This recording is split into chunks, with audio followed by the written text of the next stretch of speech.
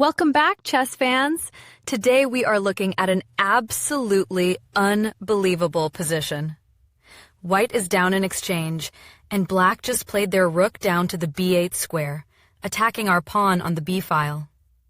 But position is often more important than material, and the geometry on this board is a true work of art. Look at this black king feeling invincible right in our territory. But the reality is much darker for black.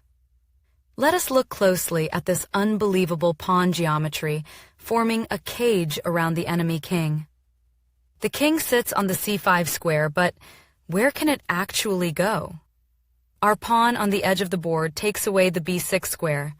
Meanwhile, our pawn on the c file perfectly covers the b5 square. And our central pawn locks down the c6 square. Finally, our own king stands like an invisible wall, taking away both the b4 and d4 squares. The black king is completely trapped in a cage. Let us highlight the only square available to it right now. The d6 square is the single escape route left for the fleeing monarch. So, how do we drop the hammer and finish the game right here and now? The knight jumps to e4, delivering a spectacular checkmate. The knight delivers the fatal check while simultaneously covering that final escape square on d6 we just talked about. And look at the beautiful structure that makes this possible.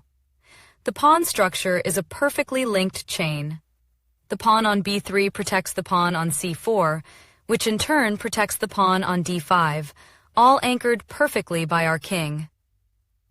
Absolute poetry on the chessboard, proving that a well-coordinated army can always overcome a material deficit.